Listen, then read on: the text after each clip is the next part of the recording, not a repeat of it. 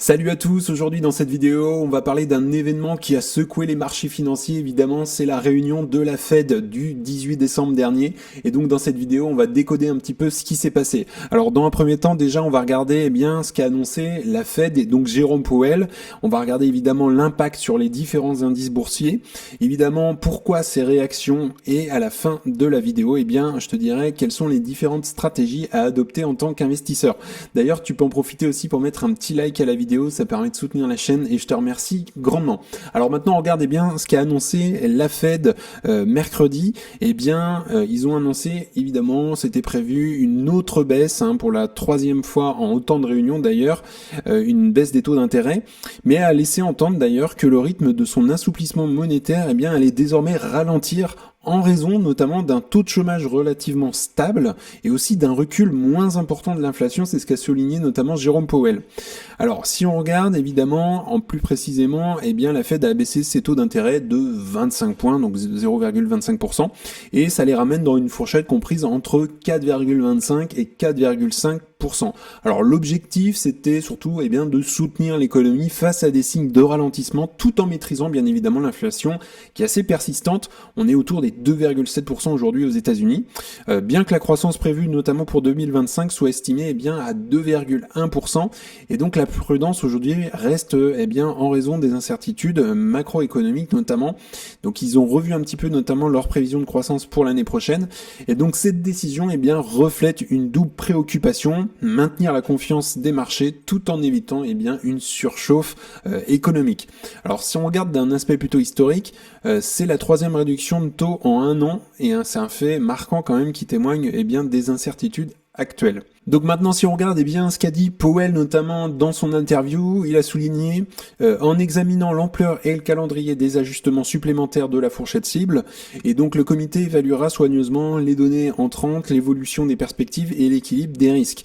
Il a ajouté ça notamment, et utilisant une nouvelle formulation qui prévoit notamment une pause probable dans les réductions de taux dès la réunion notamment prochaine du 28 et 29 janvier. Et c'est ça qui a été aussi un petit peu mal perçu par les marchés financiers. Et donc les responsables de la Banque centrale américaine, dans leurs nouvelles projections notamment, ne prévoient désormais plus que 2 réductions supplémentaires de taux d'un quart de point à chaque fois de pourcentage d'ici fin 2025. Et à la base on était plutôt sur 100 points. Donc déjà on a fait moitié moins en termes de prévision pour 2025. Et puis il faut le souligner aussi, il y a l'incertitude Trump aux États-Unis, et la Fed se montre assez prudente par rapport à ce qu'on avait pu avoir comme estimation il y a quelques mois.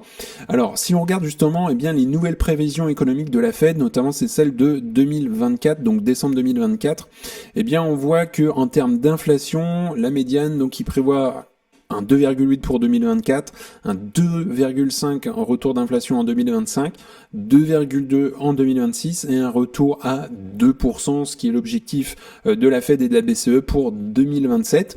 Alors bien évidemment, on n'est plus sur une inflation énorme qu'on avait d'ailleurs à 5-6%, mais on y reviendrait au fil du temps et doucement. Alors à côté, vous avez le dot plot de la Fed qu'ils ont sorti notamment pour le mois de décembre, et donc on voit que pour l'année 2024, donc on était majoritairement sur un retour autour de la fourchette, donc on y est maintenant, un 4,25-4,5%, et donc ce qui est majoritaire aujourd'hui, c'est pour la fin d'année 2025 un retour à la fourchette, donc 3,75-4.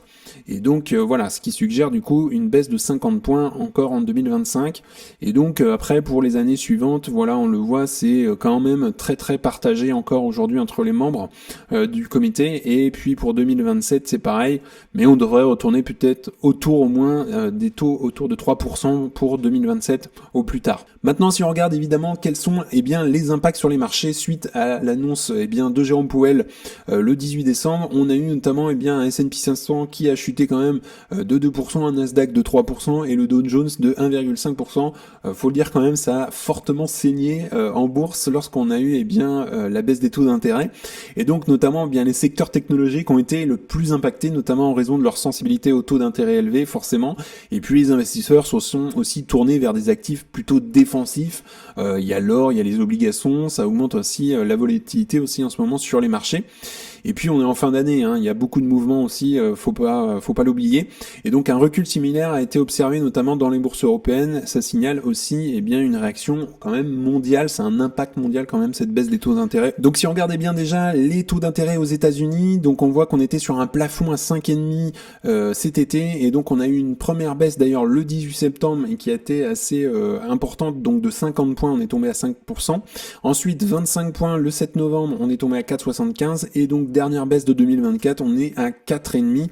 Et donc là si on regarde un petit peu le forecast, on resterait assez longtemps, en tout cas au moins le premier trimestre, autour des 4,5 aux États-Unis, avant une nouvelle baisse pour retomber à 4,25 en milieu d'année certainement. Donc il faudra suivre évidemment les indicateurs économiques. Si on regarde justement un petit peu l'évolution de l'inflation, eh bien justement on a vu quand même l'effet de la politique monétaire. On voit très clairement que l'inflation chute aux États-Unis.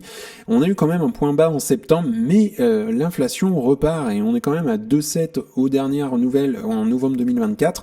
Alors ça c'est les projections pour les prochains mois. On serait un retour autour des 2,2, 2,3 au moins au premier trimestre 2025, mais on reste quand même un petit peu supérieur à l'objectif de la Fed qui est quand même de 2%. Donc il va falloir surveiller ça puisque quand même ce qui a été validé dernièrement, eh bien c'est quand même les reprise légère de l'inflation.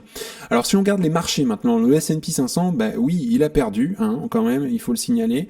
On a fait quand même un moins 2,5 en espace d'une petite soirée. Et donc ça c'est pour le graphique de manière très zoomée. Et justement, si on se place déjà sur 6 mois, eh bien on la voit à peine déjà cette correction. Si on se place sur 1 an, elle est presque effacée cette petite correction. Si on se place sur 5 ans, eh bien on la voit même plus du tout. Et donc voilà, c'est ça qui fait vraiment la différence, c'est cet investissement à long terme. Et donc une petite correction, eh bien oui, ça fait partie de l'économie, c'est tout à fait normal. Alors le Nasdaq c'est pareil, on a à peu près le même graphique, sauf qu'il a chuté un petit peu plus que le S&P 500 étant lui plus volatile, de 3%. Mais c'est le même discours, si on se met sur 1 an, eh bien on la voit presque pas trop la correction, et même si on se place sur 5 ans, on la voit même plus, elle est écrasée cette petite correction. Donc voilà, pas d'inquiétude, c'est assez normal. Alors si on regarde un petit peu le PE ratio du S&P 500, aujourd'hui on est autour des 30, ce qui laisse dire quand même par rapport à l'historique qu'on est quand même assez cher aujourd'hui. On a un marché qui est quand même cher. Il faut quand même le signaler, mais qui est pas non plus hyper évalué. Et si on se met sur une période 10 ans, eh bien on voit par rapport à la moyenne, on était autour entre 20 et 25 et on avait quand même un marché qui a été moins cher sur la période 2022-2023. C'était un marché quand même qui était plus accessible. Donc aujourd'hui, on revient quand même à des niveaux assez hauts. Et donc il faut quand même surveiller ça, même s'il n'y a pas pour moi d'inquiétude à ce moment. Si on regarde un petit peu les forward PE, notamment des méga caps, donc c'est-à-dire les 8 méga caps Alphabet, Amazon, Apple, Meta, Microsoft, Netflix, Nvidia et Tesla. Donc voilà, c'est pareil, aujourd'hui on est quand même revenu à un PE, un forward PE autour de 31. On a quand même pas mal évolué depuis le début de l'année 2024, on était plutôt autour des 28, 26. Alors bon voilà, pour des boîtes comme ça me paraît pas non plus hyper évalué non plus, même si on reste quand même aujourd'hui sur un marché qui est assez cher. Si on regarde ce petit graphique justement, c'est là qu'il faut prendre quand même du recul, et ça c'est très important. En bleu, on a les périodes justement, donc de 1958 à 2022. Et en bleu, c'est donc les bull markets, c'est-à-dire les marchés qui montent. Et en jaune, on a les bear markets. Rien qu'en un coup d'œil déjà, on voit très clairement qu'il y a des bear markets, mais il y en a beaucoup moins et surtout qui durent très peu de temps. Et si on voit de manière très générale, ce qu'il faut en tirer, c'est que le long terme va faire la différence et que même si on arrive dans un crack ou une grosse correction ou une petite correction, globalement, on va logiquement plus que récupérer sa mise si on reste investi sur du long terme. Et on voit clairement en moyenne que, surtout les bear markets sont assez courts comparé au bull market, c'est-à-dire que ça va durer peut-être même pas 1 an pour d'ailleurs le petit crack qu'on a vu en mars 2020 avec la Covid-19, ça avait duré à peine 2-3 mois, on a eu une moitié d'année en 2022, voilà, en général c'est ça, et au pire, celui qu'on a eu c'était avec la bulle internet en 2000, et là ça a duré 2 ans et demi, on était dans un marché baissier. Mais on a eu quand même une belle période, notamment c'est une des plus longues, 1990 à 2000, on était quand même pendant 12 ans en marché haussier. haussier. On a eu encore une très belle période d'ailleurs entre 2010 et 2020 et même ça n'a pas duré longtemps puisqu'on s'est repris juste après le petit crack du Covid. Pendant 10 ans, on était quand même super bien au marché haussier. Donc voilà, c'est vraiment le long terme qui va faire la différence et il faut prendre du recul surtout. Alors, pourquoi on a eu des réactions comme ça notamment? Eh bien les raisons derrière la panique, notamment il y a la peur que les taux restent élevés pendant une période prolongée et ça a provoqué forcément bien aussi des ventes massives d'actifs. Et donc les investisseurs anticipent aussi un ralentissement économique, voire peut-être une récession en 2025. Et donc la bourse c'est un marché des émotions quand même, faut le rappeler. La Fed aussi adopte une approche plutôt prudente pour 2025, préférant évaluer en fait les effets des politiques précédentes quand même avant de prendre de nouvelles décisions. Le marché aussi interprète également cette décision comme un manque de confiance aussi dans la reprise économique et c'est pour ça que ça explique notamment la baisse. Et un autre facteur, c'est aussi que la hausse continue des rendements obligataires qui augmente aussi le coût de financement pour les entreprises. Alors comment réagir suite à des baisses comme ça qui peuvent survenir et qui peuvent peut-être te faire peur? La première solution, c'est de rester calme évidemment, puisque les fluctuations des marchés sont tout à fait normales et il faut absolument que tu conserves une vision surtout à long terme. Pour rappel historique, depuis 1950, on l'a vu, les marchés ont toujours rebondi après des crises similaires. On a toujours eu des belles périodes et beaucoup plus longues que les bear markets. Et puis un autre point, ça serait peut-être aussi d'adopter une stratégie en DCA, Dollar Cost Averaging, c'est-à-dire investir à intervalles réguliers pour laisser des coûts d'entrée sur le marché. Bon, par exemple, un portefeuille investi mensuellement sur le S&P 500 sur 10 ans montre une performance régulière malgré les crises intermédiaires. Autre point, qui pourrait être intéressant, c'est de diversifier évidemment ses actifs avec différents secteurs, peut-être pourquoi pas des obligations, des cryptos, différentes actions dans différents secteurs et pourquoi pas aussi des ETF. Moi, je suis exposé, vous le savez, à des actions, à des ETF principalement. Et puis, il faut aussi, c'est le moment d'identifier et c'est vraiment le bon moment des opportunités. En période de baisse, évidemment, ça offre souvent des opportunités. C'est comme ça qu'il faut le voir pour acquérir de nouvelles actions de qualité et surtout à prix réduit. Donc il faut se focus sur ces pépites qu'on a en bourse, rechercher des entreprises avec des fondamentaux qui sont solides et peut-être aussi une faible dette. Donc voilà, pas de panique surtout. Alors, des indicateurs clés aussi à suivre, c'est aussi important de suivre ça, c'est-à-dire les taux d'inflation, c'est un indicateur qui est assez clé de la politique future de la Fed. Les rendements des obligations, parce que leur hausse peut signaler des risques de récession.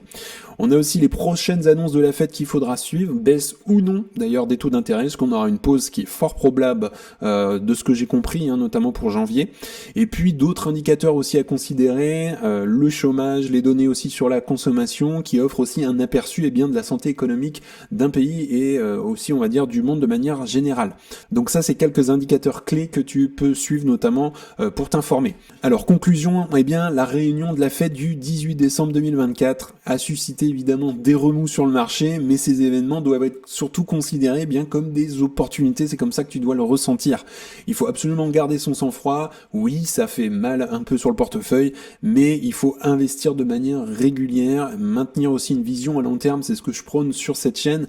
Il faut vraiment voir pas demain, mais il faut voir dans 20 ans, dans 10 ans, dans 15 ans, dans 30 ans, et donc les crises aussi ne sont pas nouvelles.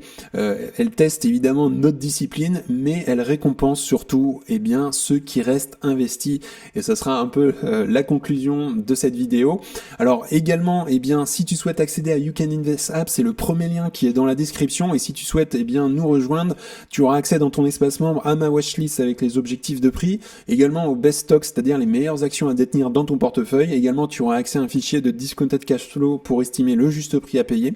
Tu auras accès également à une communauté privée d'investisseurs et en plus, ce sont les appels vidéo illimités pour analyser ensemble une action ou ton portefeuille. Je suis là pour t'accompagner et éviter des erreurs. Donc c'est le premier lien en description si tu souhaites nous rejoindre. En tout cas, on en a fini pour aujourd'hui. N'hésite pas à liker la vidéo, à t'abonner, ça fera grandir la communauté et puis ça me soutient. Si tu souhaites regarder une autre vidéo, tu peux cliquer juste ici. En tout cas, je te souhaite une excellente journée et à bientôt pour une prochaine vidéo. Salut!